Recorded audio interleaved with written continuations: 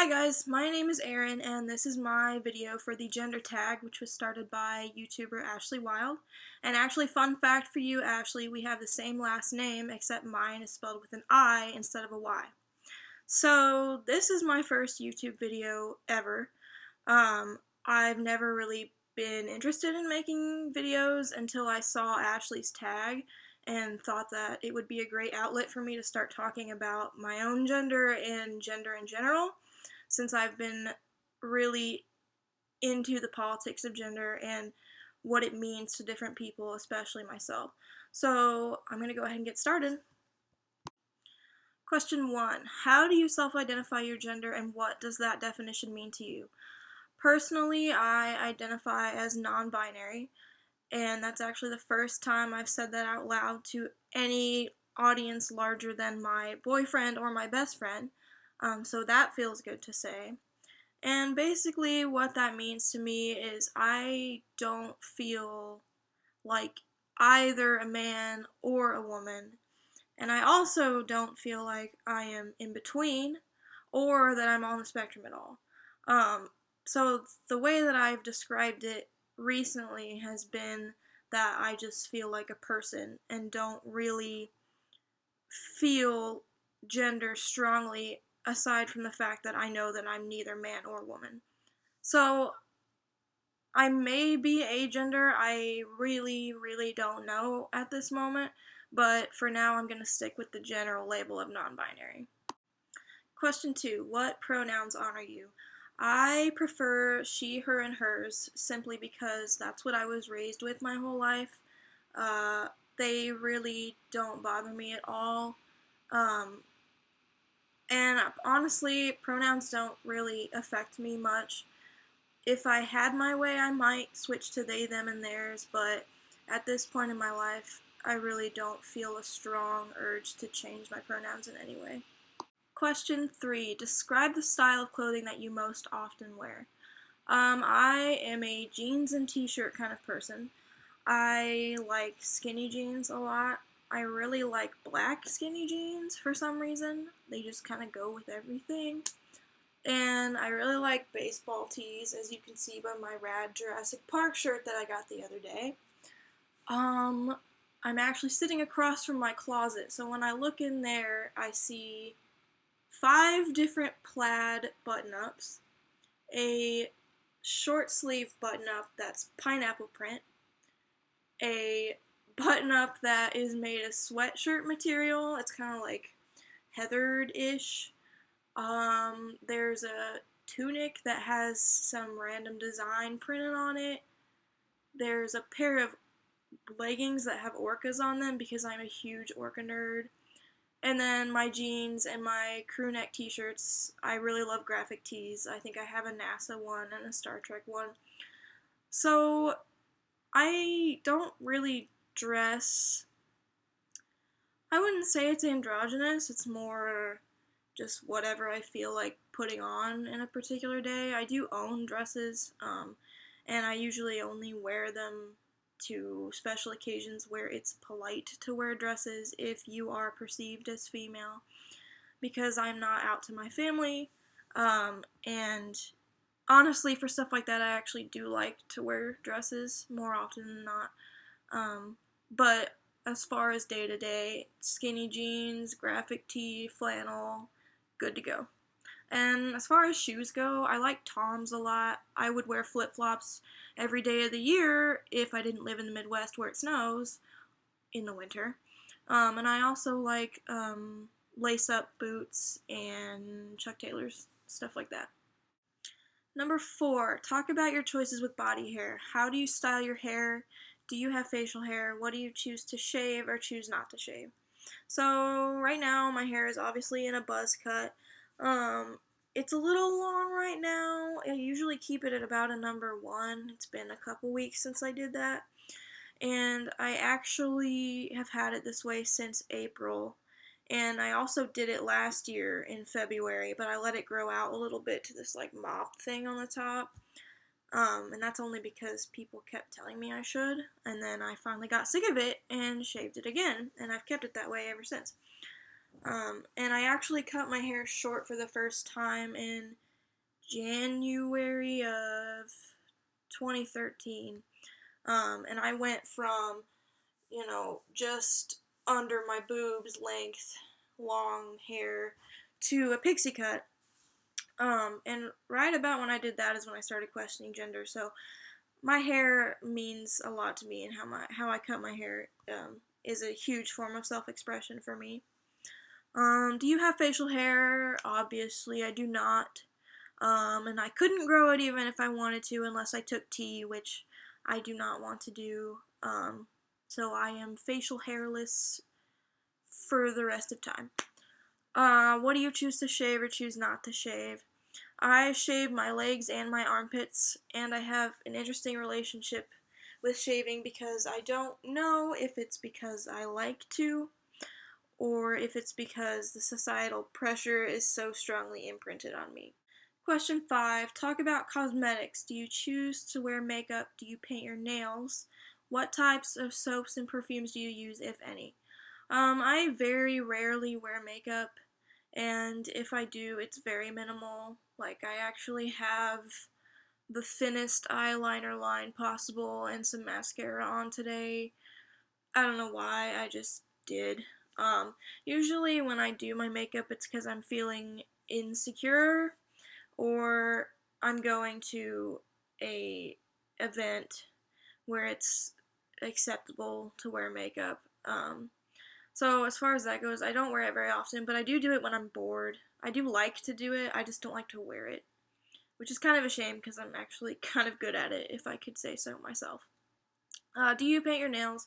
I do not. I haven't painted my nails in like 6 months, and I just took it off one day and never put it back on. I never liked the way it felt on my fingers, which is weird to say, but I never liked it much.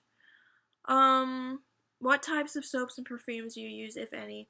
I actually really like body products, I guess they would be called. I like Lush a lot. I use their soaps, and when I had hair, I would use their shampoo bars. And I also like their shower jelly. And then I also use Bath and Body Works stuff a lot, so I have all of their shower gels and stuff like that. As far as perfume goes, I don't wear it. I'll wear like body mist. I have Love Spell from Victoria's Secret is probably my favorite thing in the world, smell-wise, so I do wear that occasionally, but not very often.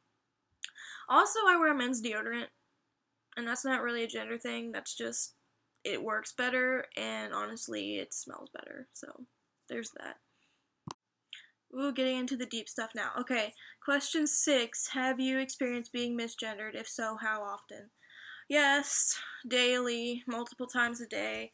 And that's mostly because I'm not out, really. And the she, her, and hers, like I said, those are my preferred pronouns, so I'm not misgendered when people use that. People will say, like, if I'm at work with a female coworker, they'll be like, have a good evening, ladies, or my grandparents or older people that know me will say, oh, you're such a nice young woman. It's really uncomfortable, but I don't really feel like correcting them because it's just such a hard thing to explain to conservative Midwesterners that don't understand what binary trans people are. So explaining what a non-binary trans person is would be like trying to find a black cat in a dark room. So I just kind of let it go, usually. The only time I was ever mistaken for male was by my roommate's dad. When we moved in, I had my hair shaved and I was turned around and I was wearing baggy clothes, and he said, oh, I held the door for him. He said, oh, thank you, sir. And I let it go again because he was like, oh, well, I'm sorry. And it didn't bother me at all. But as far as being misgendered goes, the only thing that really bothers me is ladies and being called a woman. I really, really dislike those terms. Question 7, I believe. My numbers are off on this list that I have. Have you or do you experience dysphoria? How does that affect you? Physically, I don't experience any dysphoria really. I am actually perfectly comfortable with my body the way it is. I actually like my body a lot. But I do have social dysphoria just because of like the whole woman ladies thing. Um, and I just never related to women as a social group, I guess. So like if I'm in a group of women and I'm included in that group as far as they know, I just feel really alienated and really just like I don't belong in some capacity. So yeah, all my dysphoria is basically social. Um, and until we get rid of the idea of needing a binary gender society, that's probably not going to go anywhere, unfortunately. Question 8, talk about children. Are you interested in having children? Do you want to carry a child if that were an option for you? Do you want to be the primary caretaker for any children you may have? This is going to be very brief. I do not want children. I have never wanted children. So the rest of that question does not apply to me. So yeah, that's all I have to say on that. I don't want kids at all. Question 9, talk about money. Skipping the family part, is it important that you earn more than any partner you may have? Do you prefer to pay? Are you uncomfortable when others pay? Again, pretty brief. Money's really not that important to me. I mean, I haven't thought about it too much just because it really isn't that important. I don't care if I earn more than my partner. That doesn't bother me. I prefer to split things 50-50 usually, as far as paying for things. But it does make me uncomfortable when people pay for me, but that's due to anxiety and not out of financial discomfort or anything like that. Question 10. Anything else you want to share about your experience with gender? Not anything really specific. I guess my biggest struggle with gender, overall and currently, is just feeling valid, I guess.